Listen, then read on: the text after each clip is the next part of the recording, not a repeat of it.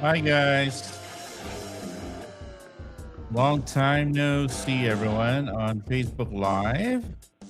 I'm bringing this back. This is the dog behind the human, and I'm recording this live. So we'll be recording a new episode of the dog behind the human, and we're going to be talking about the Border Collie. So just join me. This is going to be no cuts. So I'll try my best to make no mistakes, but hey, the recorded version is actually a polished version. So good luck, good luck, good luck to us. Good luck to me.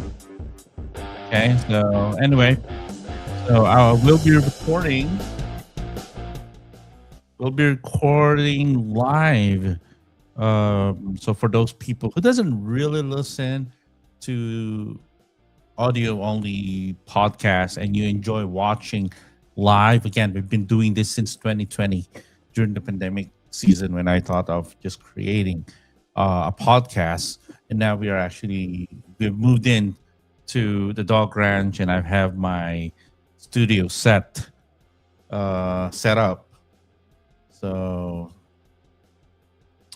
then so just join me, just hang out if you have not much to do, or maybe you're driving or you're on your way home. So I would love to hear from you. Okay. Okay, it's been a while, but hey, when we start doing the live, uh, at least every episode of the podcast. Again, you can catch the podcast live. I mean, the recording on Spotify, okay, and on Apple Podcasts and anywhere that you like to watch. So let's see. Can I still do this like the old ways where I can just show your comments? So I'm not really sure. So let me just click a few things here.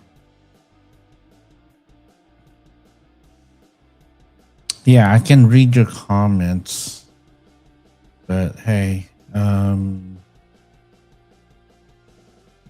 so we need to make sure that oops, sorry.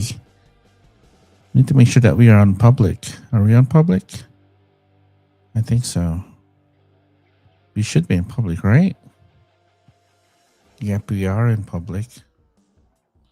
Sige, it's 7 o'clock now, so let's start recording. So we'll get done, and what you're going to hear on Spotify and on Apple Podcasts is probably a cleaned up version. Okay, so that's how we roll. Okay, so I'm just seeing anybody who's watching right now, please see if you can give a shout out so I can greet you before I actually start recording. There you go. So let's see. Anybody comments? Any comments? Now, if I can't see your comments, I do apologize. It's been a while since I've done a live stream. Okay. Anyhow. So yeah. All right. Let's do this. Let's start the podcast. Move. Okay. Let's just start a podcast, shall we? Okay. Give me a moment. Let me just. Okay. So I need some peace and quiet. Okay. All right. So the dog behind the human, the smartest dog you can't keep. The real story of the Border Collie.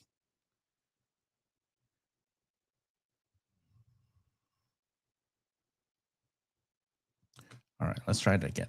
The dog behind the human, the smartest dog you can't keep. The real story of the Border Collie. Here's something most of the dog world will not say out loud. The smartest dog on the planet wins every list, every ranking, every top 10 smartest breeds you've ever scrolled past. And for most people, it is the wrong dog. We're talking about the Border Collie. By the end of this episode, you'll understand why the exact same word smart that makes people fall in love with this breed is the reason so many of them end up surrendered to rescue.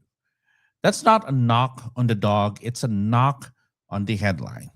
Let's separate the two. I'm Dog Coach Francis. This is the dog behind the human, the show that tells you what the industry won't. Today, the genius nobody warned you about. Start with the name because the name is the whole story.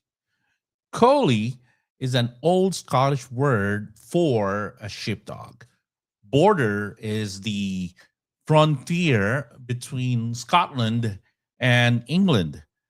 The hill country around Northumberland, where this dog was forged, not designed in a show ring, forged by a job. And the job was brutal.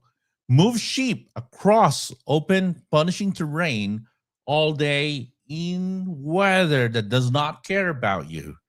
No fences. The dog was the fence. One shepherd and one good dog could control a flock of 1,000 sheep across miles of ground. To do that, the dog developed something no other breed does quite the same way. We call it the eye. The Border Collie controls sheep by staring at them. It drops into a crouch, locks on, and moves with quiet, calculated pressure. No barking, no biting, pure psychological control. That stare is in the breed. So if you've ever seen Babe Pig in the City, I guess that's also my first introduction for the Border Collie.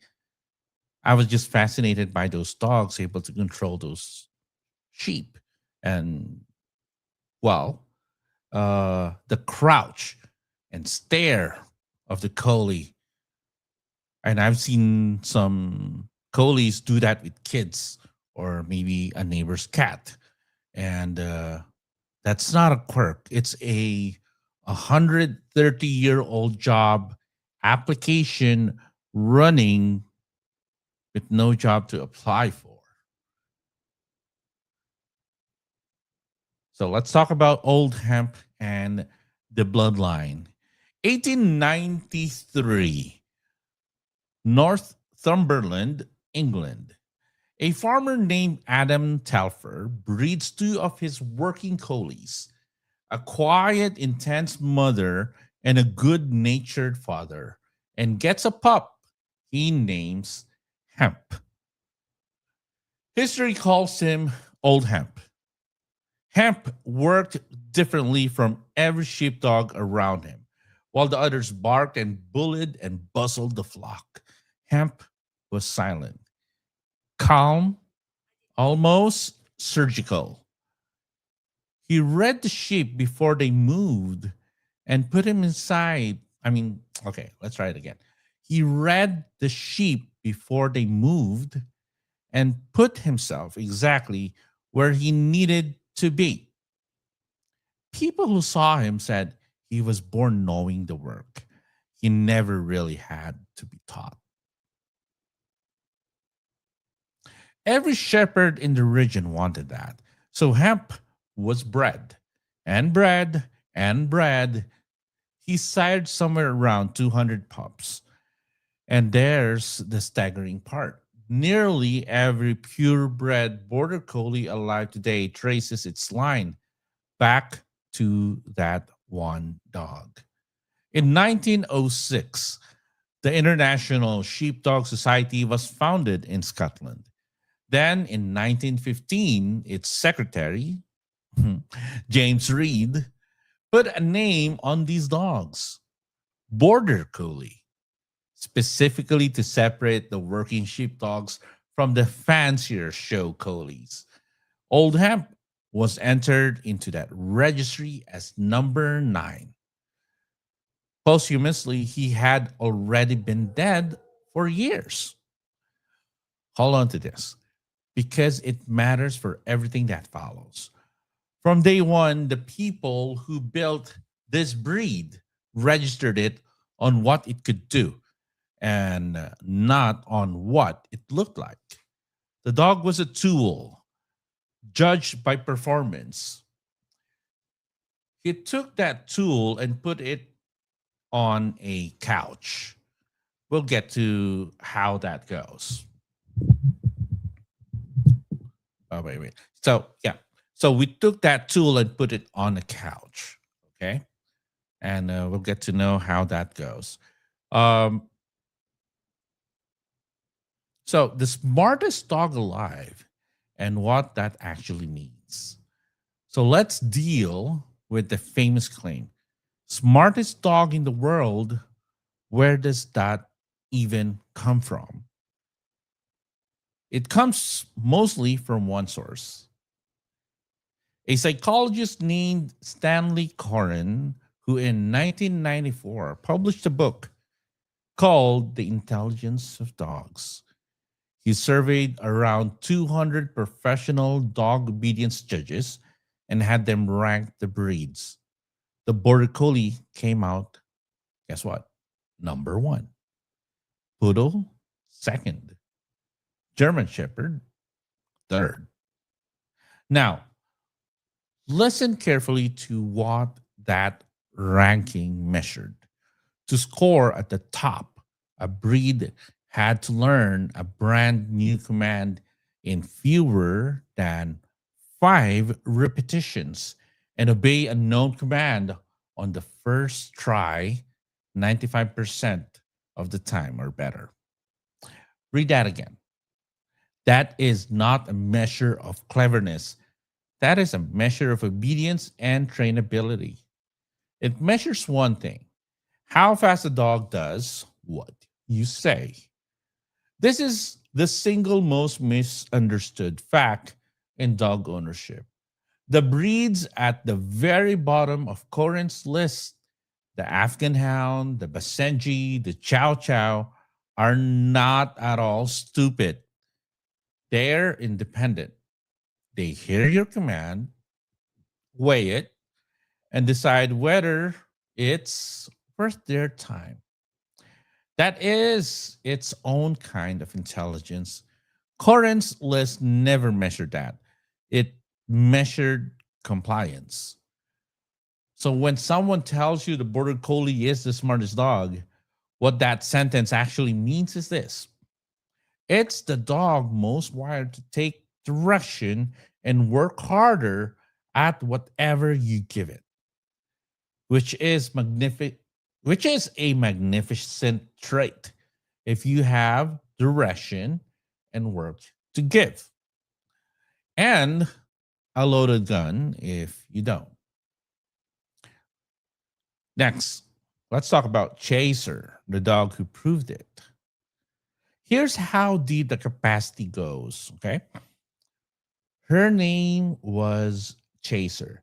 Chaser was a border collie owned by a retired psychology professor named John Pelly, who got her as a puppy in 2004. And Pelly decided to find out how much language a dog could actually learn if you take it seriously or if you took it seriously. So he worked with her by his own account up to 5 hours a day for years. In 2011, he and a colleague, Alliston Reed, published the results in a peer reviewed journal. Chaser had learned the individual names of 1,022 different objects, not fetch, proper nouns. 1,022 distinct toys, each with its own name, retained over years. of testing. But the vocabulary isn't even the impressive part.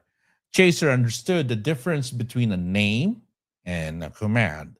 She knew that take and paw were actions, and that the toy names were objects. She learned categories, the idea of ball or toy as a group. And she could work out the name of a brand new object by elimination. Put one unfamiliar toy among ones she knew, ask for it by name she'd never heard, and she reasoned her way to the new one. That's inference. That's a dog did too sing. Billy estimated she had the language capacity of roughly 2-year-old human child. Scientists called her one of the most important dogs in a century. So, because of that study and the way my job goes as a dog trainer and, well, as a consultant, I've always taught my clients to always look at the dog as if it's a toddler. And I guess it just makes it easier to understand a dog if you look at them like a toddler. So if this dog would have an IQ of um, a toddler, then what about the other dogs? Okay, so it makes you much more compassionate about the dog and trying your best not to use any kind of aversive or probably not really lose patience whenever you're training a dog. So anyone who's lived with a 2-year-old knows smart and easy are not the same word. A toddler with nothing to do doesn't sit quietly either. Here's what people miss about Chaser. She was not a freak of nature. She was a fairly ordinary border collie with an owner who gave her a real job 5 hours a day for years. The genius was real, but it was unlocked by work. Take the exact same dog, leave her alone in a condo for 10 hours, and you do not get a genius. You get a PhD level brain with nothing to do and a whole apartment to redecorate. Quick honesty on health because the highlight reel skips this parts too. Okay. Border Collie are generally a hardy breed and often live 12 to 15 years, but the breed carries some specific genetic baggage you should know about before you buy, not after. Collie eye anomaly, an inherited eye malformation that presents from birth and in severe cases can lead to blindness. There's a DNA test for it. Trapped neutrophil syndrome, a breed specific fatal immune disorder where the bone marrow makes white blood cells but can't release them. Also, DNA testable. Neuro, okay, neuronal ceroid lipofuscinosis, a fatal neurological condition. Again, there's a test. Then epilepsy, which shows up in the breed. And there's the hard part, a genome wide study back in, let's try it again. A genome wide study back in 2013 couldn't pin it to a single gene, which means practically that you can't simply breed it out. On top of that, hip dysplasia, progressive retinal atrophy, and the MDR1 mutation, a drug sensitivity issue common in herding dogs that changes which medications are safe. The takeaway is not avoid the breed. It's this: buy from a breeder who DNA tests the parents and shows you the results without being asked. A breeder is proud to hand them over. A bad one gives you excuses. My lines have never had a problem. They've been vet checked. The minute you hear an excuse instead of a test result, walk away. And a good rescue will be just as honest about what they know. Now, the part this whole episode has been driving toward. The Border Collie was built to work a full day. Sun up, sun down, big brain, big body, enormous drive, every bit of it aimed at a job. Take that dog and drop it into a home with no job and ask yourself, where does all of that go? It doesn't switch off. It can't. The engine keeps running and it will find something to do. So you get chewed balls. I know, I've had one. Tail spinning, shadow chasing, snapping at light, and reflections, hurting the dogs, kids, nipping at heels, herding the other dog around the kitchen, barking that does not stop, escape artistry. Oh my goodness, they're just really great at this. Separation anxiety that turns every absence into a crisis. And then here's the lie owners tell themselves. But I walk him an hour every day. I throw him the ball until my arm hurts. A walk is not a job. An hour of fetch is movement, not thinking. You can have a border collie that is physically exhausted and mentally starving at the same time. And it's the mentally starving one that dismantles your house. For this breed, the fix is almost never more exercise, it's more thinking. 15 minutes of real training, learning something genuinely new, solving a problem, using its nose will settle this dog more than an hour of running ever could.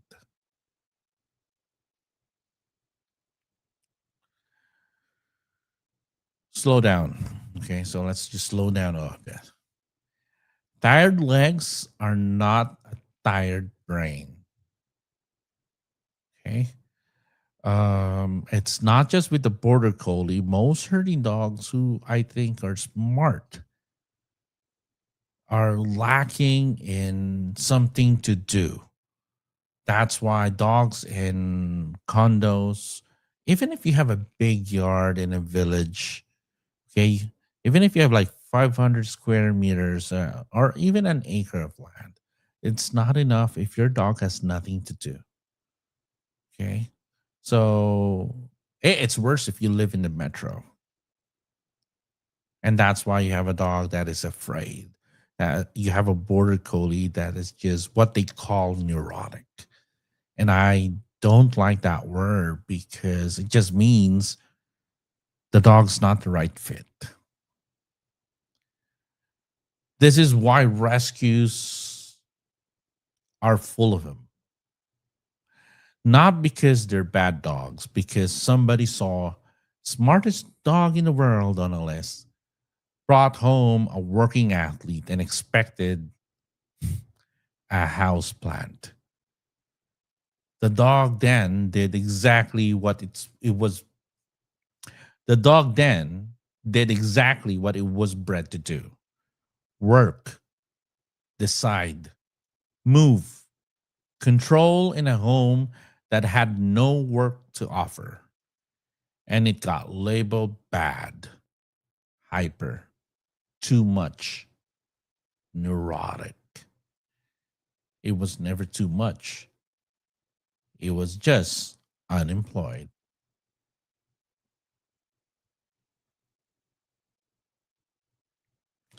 Let's do a little bit of role playing.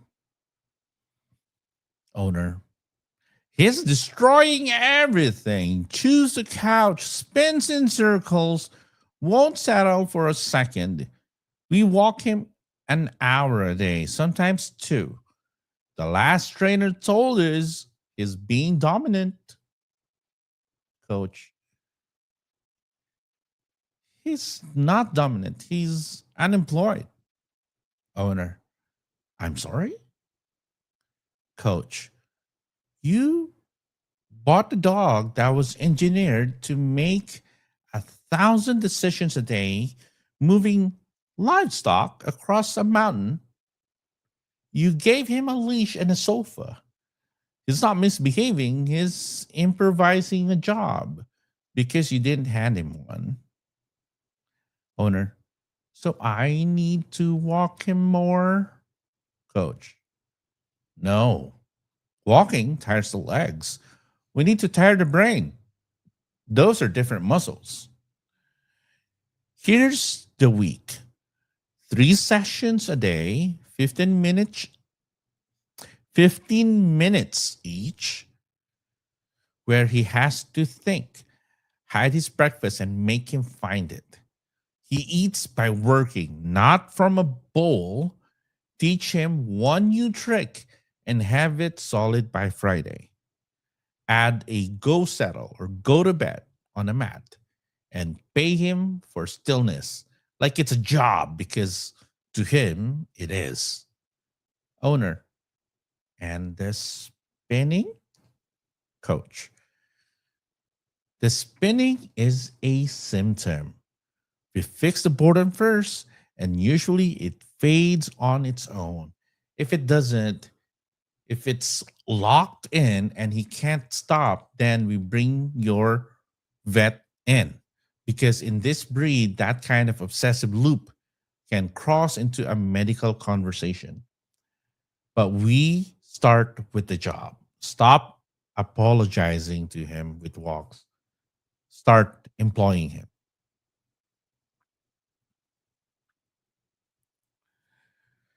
9 times out of 10, okay, we got a fly in the studio. Okay. 9 times out of 10. Okay. 9 times out of 10. The problem in front of me is the smartest dog in the house with the emptiest schedule. So whenever I do my house calls, my homeschool training, I actually give them a schedule. It's part of the program. We talk about their schedule. We talk about the schedule of the household, the pet parents, and the dog, what the dog likes to do.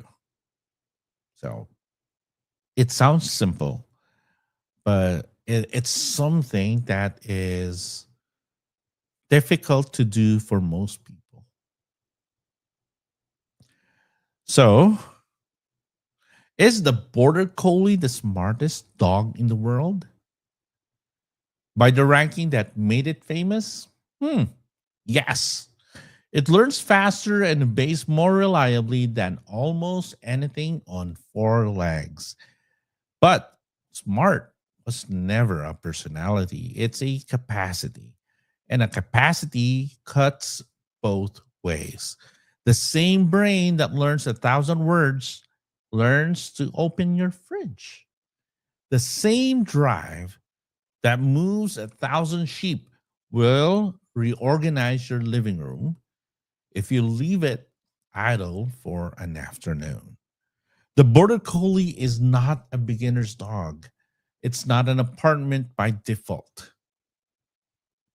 It's not an apartment by default dog. It's not an I work 12 hours and I want something soft to cuddle at night dog. It is a partner that demands a job and it pays you back tenfold the moment you give it one. If that's you, if you want a thinking partner and you've got the work to share, there is no better dog on earth. If it isn't you, then loving the idea of a border collie is not the same as being able to live with one. And being honest about it before you buy is the kindest thing you will ever do for the dog. That's the real story of the border collie. Brilliant, demanding, misunderstood by almost everyone who falls for the headline.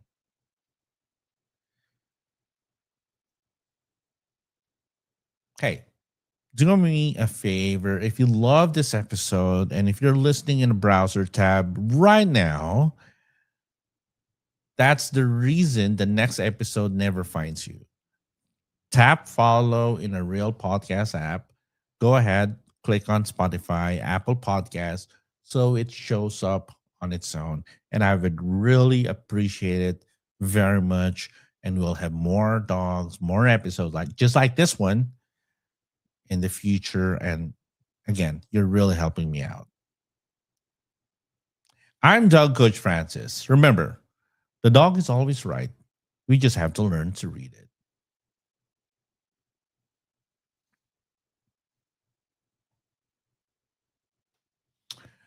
Okay, so we just finished recording a very relatively short podcast. So I'd have to listen to that and see if I like the narration. But anyway, thank you so much for everybody who joined me for this episode. I hope you liked it.